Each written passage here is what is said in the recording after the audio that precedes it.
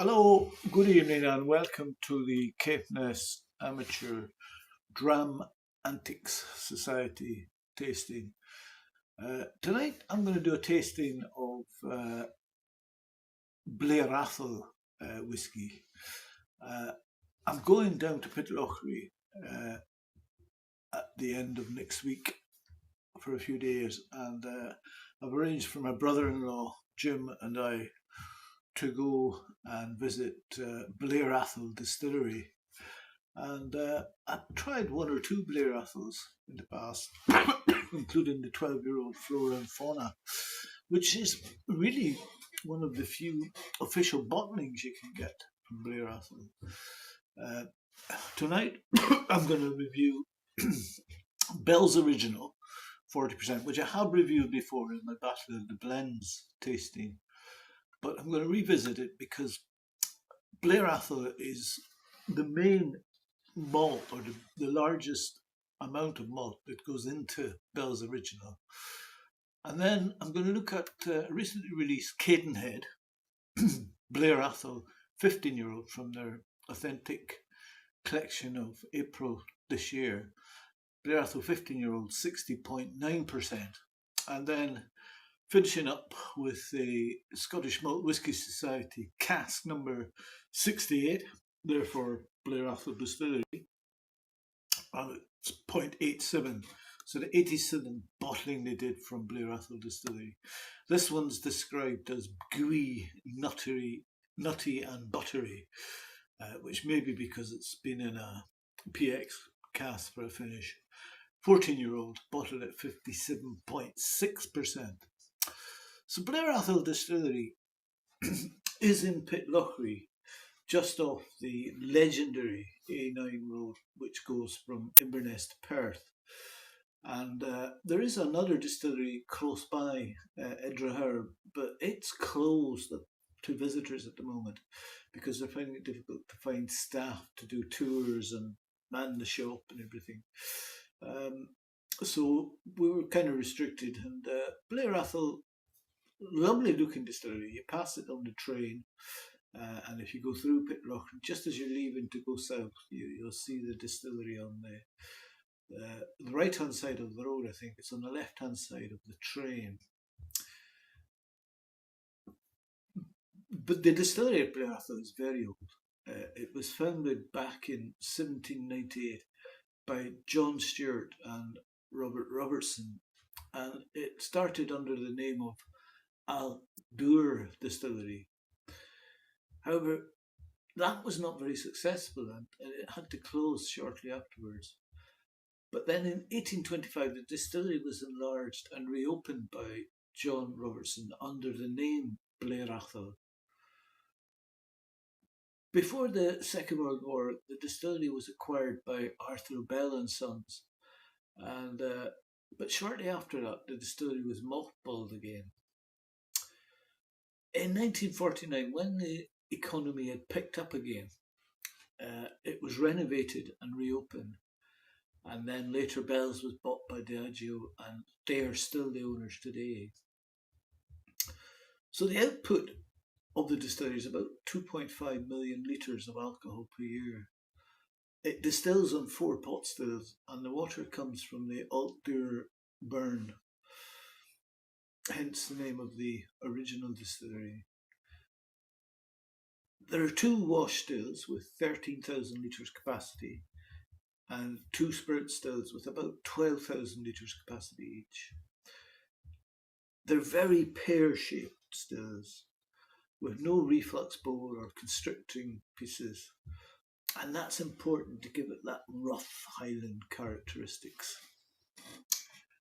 They formerly got their malt from UD Maltings, which today is one of the Diageo suppliers. The warehouses are flat and bricked with old heavy stones, and it's a perfect place for the whisky to mature in a moist and rather chilled environment. So what about Blair Athol whisky? There's only one official distillery bottling of the Blair Athol, and that's the Blair Athol 12-year-old Flora and Fauna series. The character can be described as strong and voluminous. The whiskey is mostly matured in sherry casks and therefore can be rather sweet. But most of the Blair Athol single malt whiskey you'll find is bottled by independent bottlers. And you could argue that that's where you get the true character of the distillery, which is a good Highland malt. Most of the whiskey from Blair Athol goes into the blend production. It is used in Bell's blended Scotch whisky, which is produced by Diageo nowadays. And the richness and the spiciness from the rich European oak casks are used as a spice in the blended whisky. So first up, I've got a little sample of the Bell's Original 40%, which is the best-selling blend in the United Kingdom, owned by Diageo. It's mostly composed, the malt in Bell's is mostly composed of Blair Athol, Dufftown, Glenkinchie, Inchgower and Coolida. So let's see what we have. I've reviewed this before, we'll do a quickie on this one. And like before, I find the nose on this to be quite soft and gentle. You get malted barley and hints of cut herbs and a fresh floral note.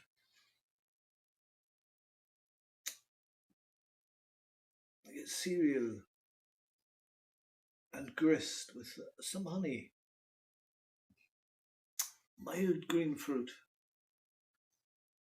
grapes, some damp hay, and you get the vanilla and the fudge. And there's a little restrained grain, ethanol, and like gravel there too. Damp newspapers,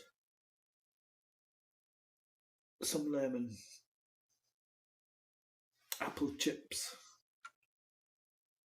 It's caramelly and quite malty, but it's the dirty, earthy variant of maltiness.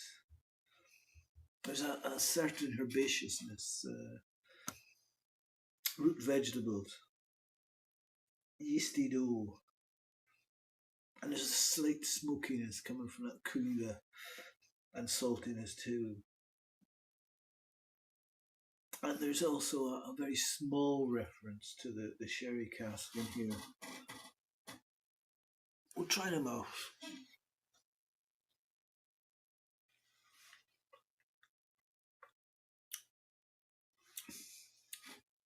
And it's quite smooth. Medium body. Get some barley and cereals, nut oils, bits of wood and spice. And of course, 40% ABV, it's quite thin and it's quite mild. And it's a blend, so some grass, pepper, honey, lemon, malt, and then the graininess.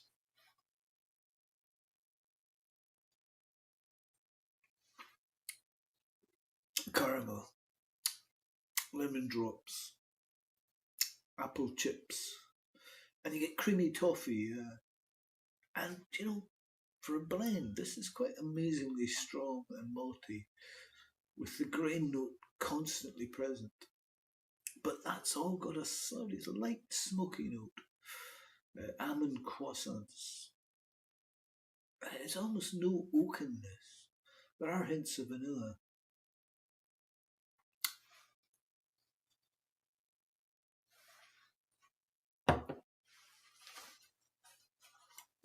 And the finish is very short. It's got notes of fruitcake and smoke, honey, grass, and a strong pepper initially, which gives way to a sort of lingering menthol note. It's very soft and it's carried rather by the grain portion. And there's some black tea with a dash of lemon in it, a slight vanilla, and a light earthy saltiness, maltiness, and as it gets to the end, it leaves a little bit of smokiness there. So I'm not going to put water in this. it starts off with a surprisingly pleasant nose, and it's got very little in the way of harsh notes that most of these cheap blends have. And the palate and finish come through without being too rough. It's almost decent enough to be perfectly serviceable when taken neat. And it would probably work well with mixed drinks and cocktails. I'm genuinely impressed with how good this is, given that it is Bell's original. So I'm going to cleanse my palate tonight with a new one. I've been on the McKillop's oatcakes from Liddell's, but tonight I'm going to go for a Barter's Biscuits oat crumble. Might be a bit of chewing in this one.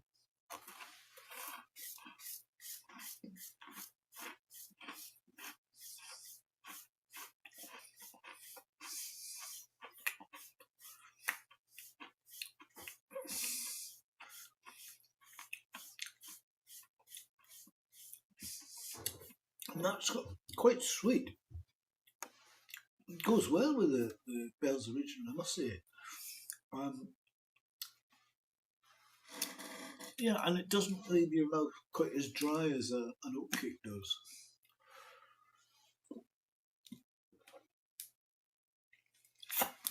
So now we're going to try the Cadenhead.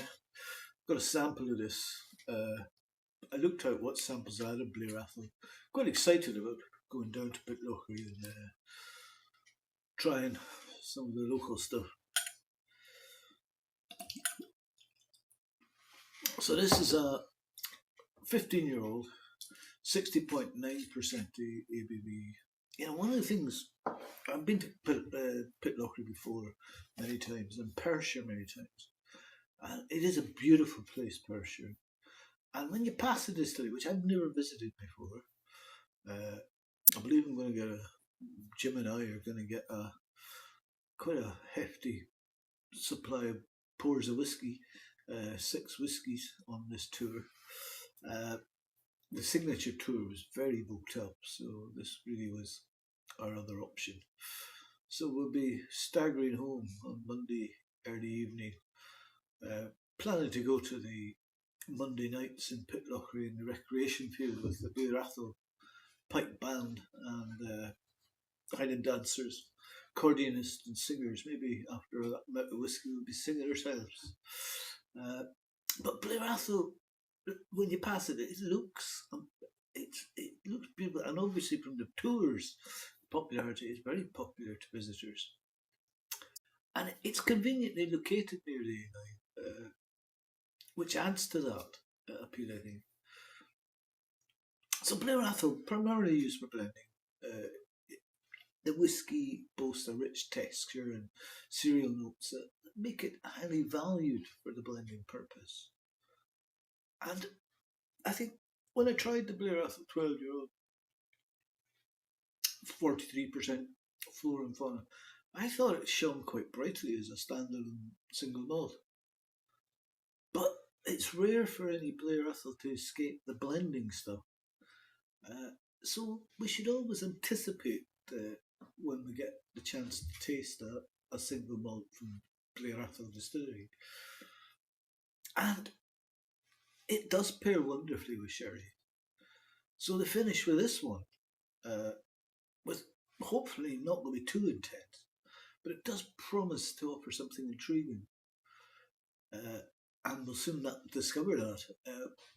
It's been finished in a refill Oloroso hogshead since 2022, before bottling in April 2025. So what have we got here? It's obviously natural colour, non-chill filtered, 60.9%. So it's not lost an awful lot to the Angel share, and it has some nice tears there. So quite clingy, not too thin.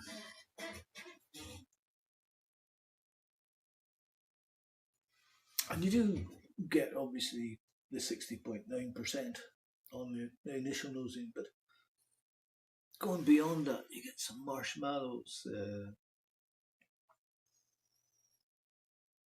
mango, maple syrup, and some cinnamon spice. And it's quite a nice sherry on tobacco, walnuts, old coins, and old tools. And in there's also some fried bananas and some maple syrup and some perhaps kirsch, cherry liqueur. And for an Oloroso finish, it does feel quite sweet and PXy. There's some fine touches of varnish, some vanilla, and there's some traces of grated coconut. And some butterscotch too. Wee whiffs of Parma violets. Treacle tart. Dry rye crackers. Cocoa powder. And you get, going back to that oaty biscuit, you get some crushed oat cakes. And traditional cereals like Kellogg's cornflakes. Rice Krispies. Almonds. Honey and vanilla. That creates a rich, buttery aroma. Hints of toffee and a subtle floral aroma. Try them out.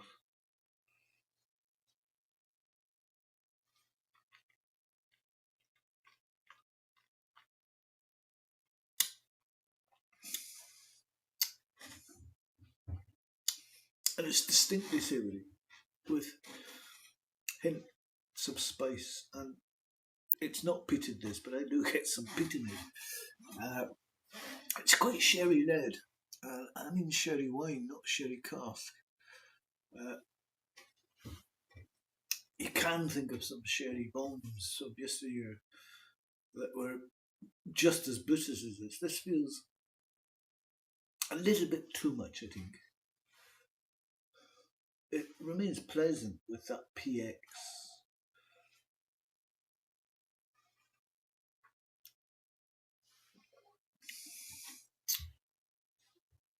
Walnuts, raisins, nutmeg, and some millionaire shortbread.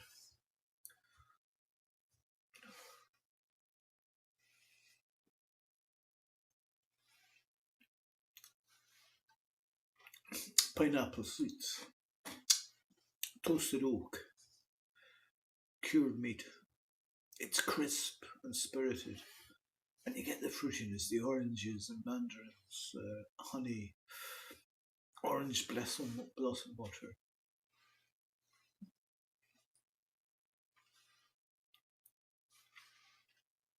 And you get the notes of ham, custard, fudge sundae, caramel macchiato, again walnuts, Brazil nuts, garam masala, cocoa nibs, nutmeg, and a sort of woody spice. This has been quite an active refill cask on this one, and I'm getting a predominance of drier wood notes. I wish there was more of the sweeter, fruitier notes to add a bit of balance. It's got a lovely texture, which takes centre stage, and a subtle presence of the sherry now.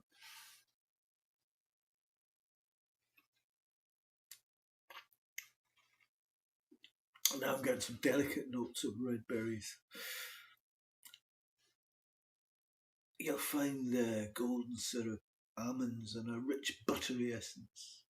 Touch of honey, and the oats make another appearance alongside nugget.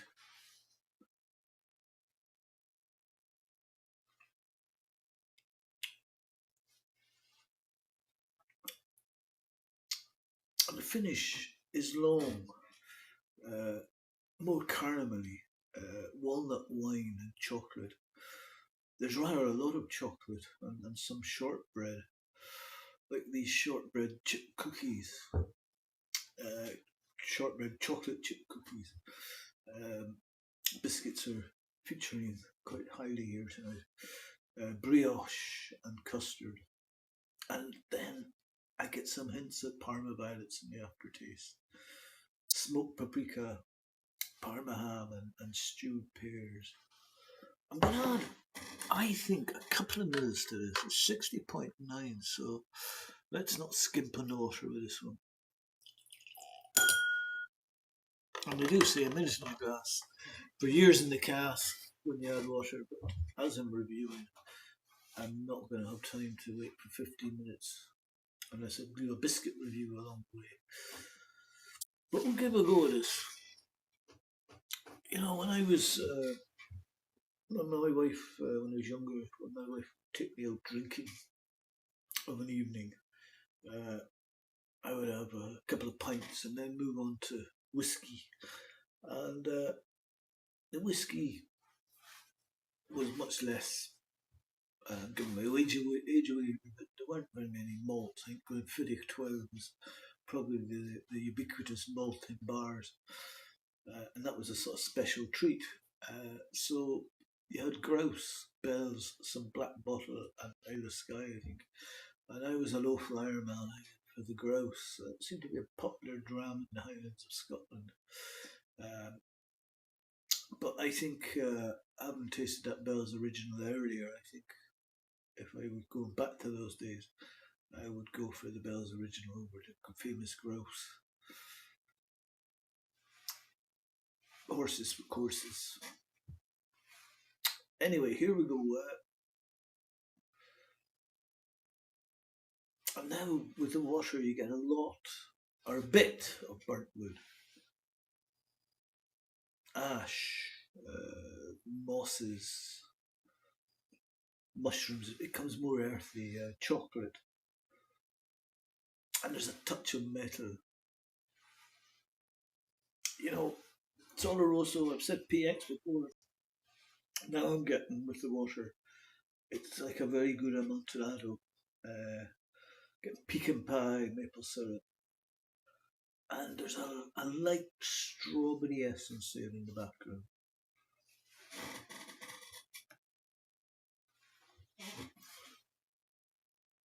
Try the mouth.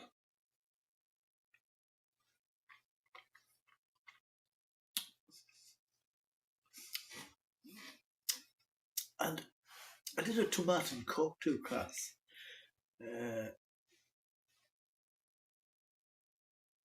couple of years ago at Belladrum, and one of the things they got us to use was orange blossom water, and I'm now getting that quite prominently on the palate.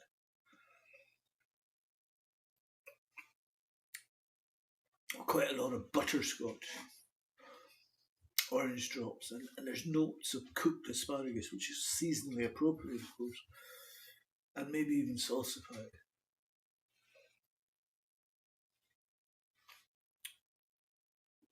Sweet potato, cafe latte, carrot cake, praline, vanilla fudge, and some more butterscotch again.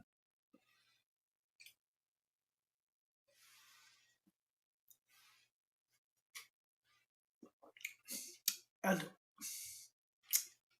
finish. This is a medium length now. Fresh, and it's got a perfect balance. You know, this Cadenhead Blair Athol 15-year-old matured, well, initially in bourbon cask, and then spent the last 3 years in refill of Oloroso sherry. It's very pleasant, Blair Athol. It lacks an X factor, but it slots nicely into that regular, dependable pour genre that many of us would look for on a weekly basis. It's an honest malt, well looked after and ready to be enjoyed. I can't remember the cost of this. Usually about £70 or something for these bottles. I've got a sample here. I get the sample packs and saves me buying lots of bottles of whiskey that were lying on the shelf. So back to my Borders Oat Crumble.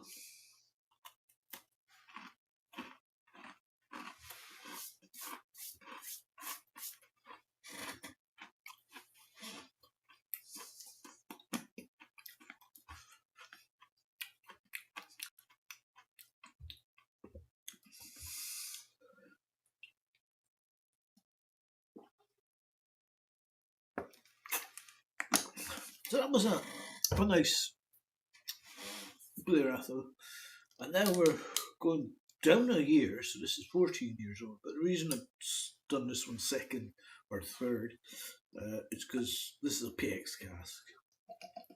You can see the effect of the PX immediately on the colour. So this is a Scottish Malt Whisky Society port. It's CASK 68.87. Gooey, Nutty and Buttery is their description. 57.6%, 14-year-old.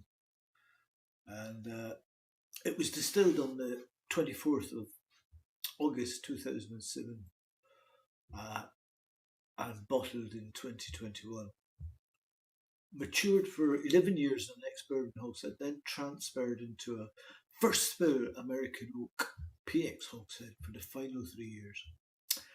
And I know I'm a member of the Scottish Malt Whisky Society, and I am sometimes a little suspicious when they use PX finishes in this way, as I sometimes wonder if they're done to drown out an underperforming whisky.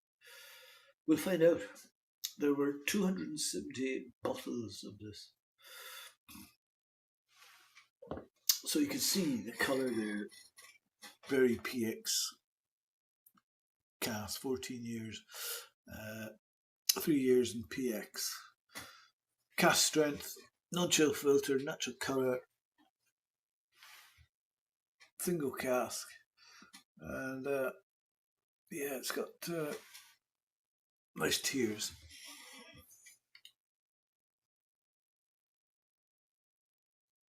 And I can tell you that I'm enjoying this straight away because I think the finishes has been done with this one with PX with a light touch.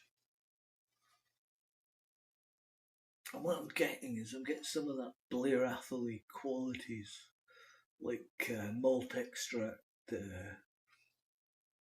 digestive biscuits,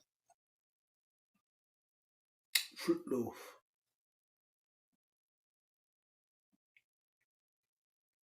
honeydew melon, and then new leather,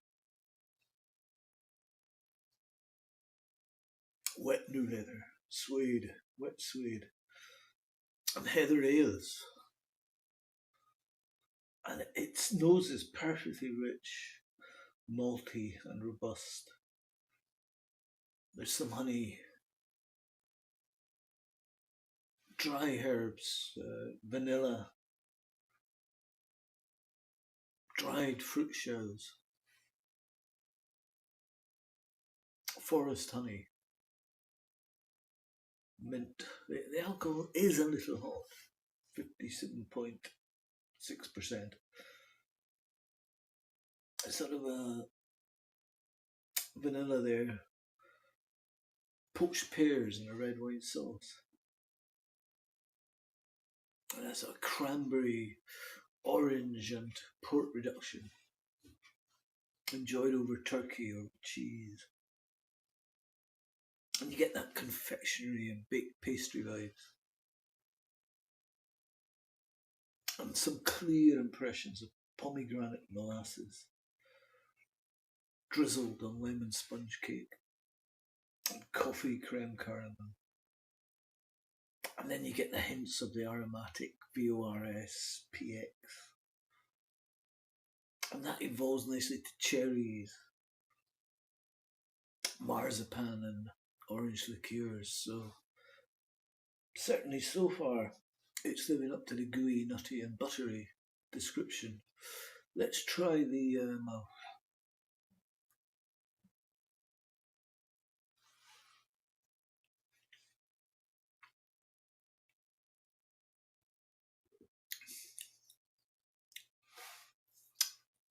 And again, there's no great feeling of lopsidedness in this one. It's not been overexposed to PX. It's got rather an elegant herbal profile with winter spices, camphor, and touches of rapeseed oil, putty, and various dried fruits and nuts. Robust is the word that comes to mind again.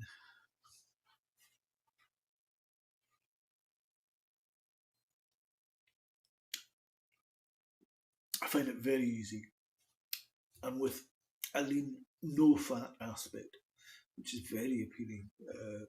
Dried fruits, honey, crushed hazelnuts, cooked and candied fruits, morello cherries.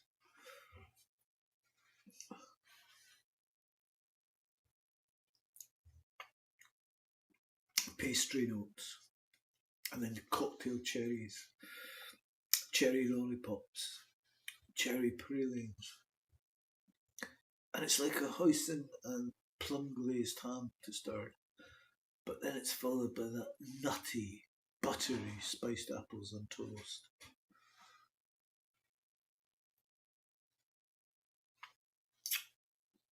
Hot cross buns, and it's got a deep and satisfying spiciness. Blue soaked trifle and a smorgasbord of fig jam, cinnamon pastries, and lovely syrupy texture, evoking runny honey and fruit compote.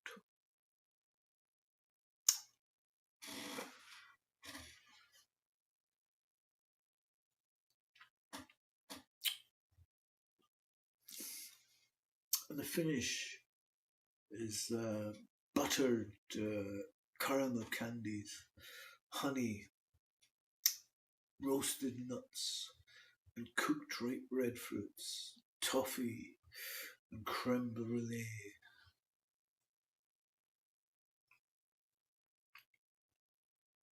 And it's got a good length, lightly nutty, mentholated, more dried dark fruits, and some milk chocolate. I'll try, I think, a mil and a half in this.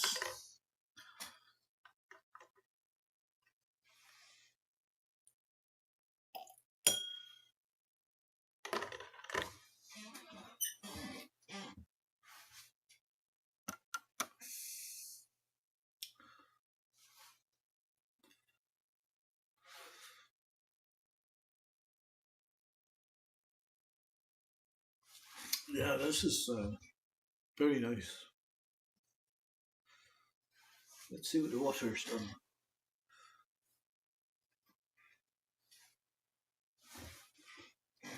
And I can see a little bit of the mist starting already. Always a good sign.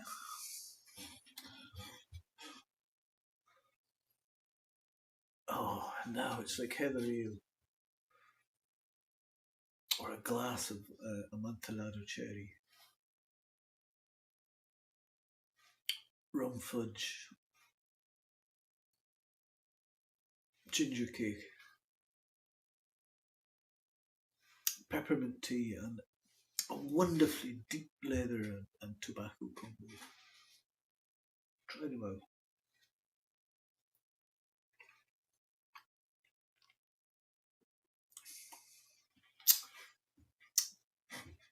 Orange peel, dried apricots, vanilla, honey, hints of marzipan, and you get along with the almonds and toasted hazelnuts.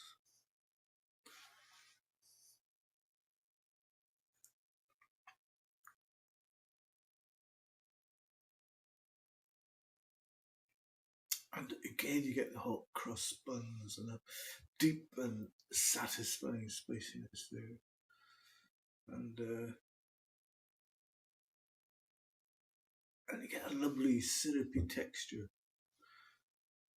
And It's dark chocolate, Turkish delight, and candied walnuts.